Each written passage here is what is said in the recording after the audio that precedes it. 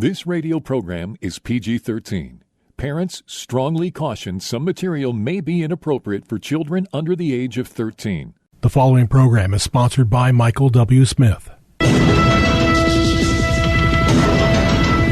views expressed on the following program are those of the host and not necessarily those of staff, management, or ownership. Arizona, Phoenix.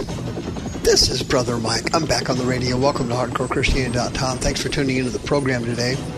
Today's Bible study, Fornicators of Faith. Rampant. Unbelievable. Hey, will you call somebody and tell them the radio program's on? This is a shocker. Not. Hey, this is Brother Mike. I'm the professional counselor at the Arizona Deliverance Center. We're downtown on 15th Avenue, just south of Osborne Road. It's a red brick building. If you go to the website, you'll see all of our ministry services. Please remember the Children's Deliverance Service coming up on August 5th, Saturday at 10 o'clock in the morning. If you have a pre-teenager who needs prayer, whatever you do, bring them to this service. There's obviously no charge. Please remember we have 2 Zoom services every week, Tuesday and Wednesday nights. Tuesday night, 6:30 for the ladies only. Wednesday night, for men and women, 6 p.m. Both those services start at Pacific time. Send me an email, Mike at hardcorechristianity.com, and I will send you the ID and the password. We have 2 live services every week, Thursday and Friday nights at 7 o'clock. Both services are broadcast on our YouTube teaching channel. Just go to youtube.com/House of Healing AZ. Please remember I have a Healing and Deliverance Training class the 4th Saturday of every month at noon in the small sanctuary at the Deliverance Center. And my podcast is on every Sunday morning at 9 o'clock, Arizona and Pacific time. Just go to twitch.tv and put in the code HCCADC and you are there. Thank you for all the donations you've sent us and kept us on the air for over 20 years. May God richly bless you. 1 Timothy chapter 3. Paul set the standard and gave the instructions for everyone who was going to be in the ministry in a leadership role. Okay? If you're a pastor, an associate pastor, what have you, these are your standards and your requirements that you have to meet before you get into the ministry. 1 Timothy chapter 3, the great apostle Paul says, quote, a bishop must be blameless. The Greek word for bishop there is an episkopos. Episkopos is the term used to describe a leader in the church. Episkopos, a leader in the church.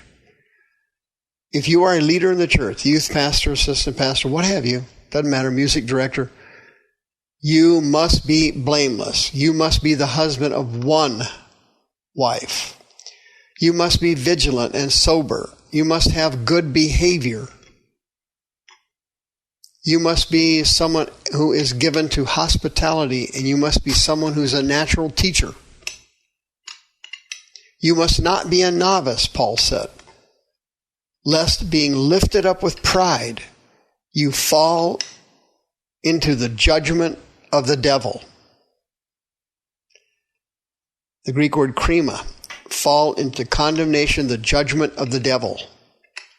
And they must have a good report of them who are without. Exothen is the Greek word for without there. It means people outside the church. They must have a good report. If they don't, they might fall into the reproach and the snare of the devil. The Greek word for reproach there is anidismos. That means verbal abuse, verbal denigration. The Greek word for snare there is a pagis, a trap. You step on a trap and fall into it. It's a trap you don't see. Titus chapter 1 also adds to an episkopos.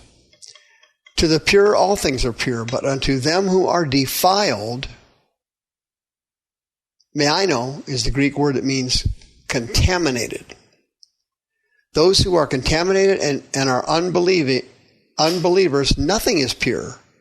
Even their mind and conscience is defiled. They profess that they know God, but they deny Him in works. Check it out. Daniel Kellen Mayfield is our new one. He's the youth pastor at First Baptist Church in Gowensville, in Landrum, South Carolina. He was arrested last month. You know what this kid did? He hid a camera in the girls' bathroom, and he was filming underage girls going to the bathroom. He's facing 46 charges of criminal sexual conduct. Criminal sexual conduct. What? You got to be kidding. It says Mayfield is facing 35 counts of criminal sexual conduct and 11 additional counts in Greenwood County. The other counts are in Greenville County. Apparently the word green is not good for this kid.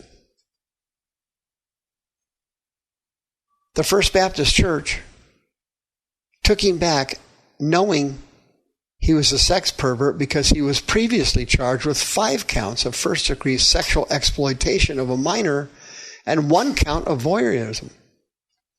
They took him back. Why? Obviously, he's got demons. He has lust demons. He has a sex addiction. The kid is a pervert. The Baptists knew it, and of course, they let them back in, which is what the churches do. 90% of the time, they find somebody on staff who's a pervert. They do nothing about it. Textbook example, Hillsong. The founder of that gigantic megachurch, his dad was a pedophile. They didn't do anything about it. You know this. You know how this works. These lust demons, they get into ministers or they get into respected organizations and they pollute the whole system. I remember back in the 90s, the Tony Alamo cult. You remember that one? That guy got convicted of sexual assaults and he died in prison. But anyway, I knew about that cult because a young man who was in that cult came to me for deliverance in 2005. And he had picked up paranoid schizophrenia when he was in that cult. And in less than a year, God had completely delivered him of paranoid schizophrenia. But he came out of the Tony Alamo cult. And he had problems with sexual issues after that, true, but nothing to the level that he had before he went through deliverance. I already mentioned Hillsong. That's a pervert's paradise there. You know all about that, the one scandal after the other. Remember the Duggar family, 19 kids and counting? Remember that show? And then Josh Duggar came out. He was a sex pervert. He was addicted to kiddie porn. He was molesting his sisters. Remember the scandal that broke out among the Boy Scouts and the Mormons? The reason those two were related was because the Mormons used the Boy Scouts for their youth program. Most of the kids in the Boy Scout used to be Mormons. Well, the Mormons had their sex scandal, just like the Jehovah's Witnesses are now getting theirs in Pennsylvania. Perverts gone wild. The SBC, the Southern Baptists, a report came out calling the sexual perversion and sexual sin in the church denomination a, quote, apocalypse. Came out in May of 2022. They called it an apocalypse. It was so bad. There were so many victims of sexual child abuse. Of course, the Catholics are literally all-stars, famous for abusing children. They target altar boys. They have one homosexual priest in the system after the other. That's well documented. Everybody knows about it. It's every quarter there's some kind of a Catholic scandal cropping up. They're not going to do anything about it because they like it. You remember years ago, back in the 90s, Ted Haggard had sexual perversion demons. He was abused as a child. He actually was a latent homosexual. That was a terrible scandal. Eddie Long, you remember him from Atlanta? Same thing. He had sexual perversion demons. Gave him same-sex attractions. He liked teenage boys. Jimmy Swaggart, you remember that story? Jerry Lee Lewis just died, a few months ago? The rocker, Jerry Lee Lewis. He and Jimmy were cousins, and they used to go over to the honky-tonk when they were kids and peek in the back window and stare at the dancing girls. Well, they both picked up lust demons. The lust demons completely wiped out Jerry Lee Lewis. They literally destroyed his career. He started having sex with and later married his 12-year-old cousin. Jimmy Swaggart, as you know, got busted twice. The lust demons gave him an insatiable desire as a voyeur. He got caught twice with prostitutes having them dancing for him. Unbelievable. You remember the Jim Baker scandal? Yeah, he had lust demons. He committed adultery on Tammy Faye. Then she committed adultery on him, and the whole thing spiraled down. But it was all caused by lust demons. It's all caused by sin. These demons get into the person and have legal rights to take them because they've engaged in sexual sin.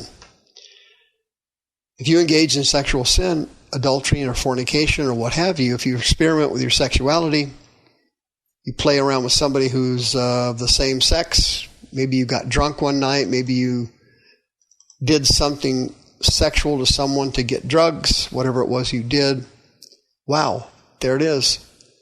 The demons had legal rights to enter your body and give you uncontrolled sexual urges that you do not want and you do not like. That one kid that I was telling you about that was in the Tony Alamo cult, he was also a sex addict. And he was delivered of sexual perversion demons. And I mean, he had hundreds of them in there. You can be delivered of sexual perversion demons. It can happen to you if you will come for help. 602-636-5800. If you were sexually abused as a child, demons transferred into your body, and they gave you same-sex urges. They gave you gender dysphoria. They gave you the desire to be another gender. Once those demons are removed, the person will recover. And the best time is now to call. Today is the day of salvation. Now is the accepted time, the Holy Ghost says. 602-636-5800. You don't have to go through the humiliation and the embarrassment that all these TV preachers went through. As it says in 1 Timothy chapter 3, Paul warned you that was going to happen. That they would fall into a trap and go through the reproach of Satan. Don't let it happen to you. 602-636-5800. I hope I see you very soon.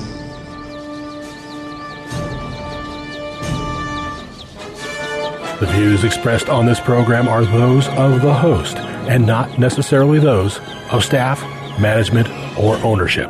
This program was sponsored by Michael W. Smith.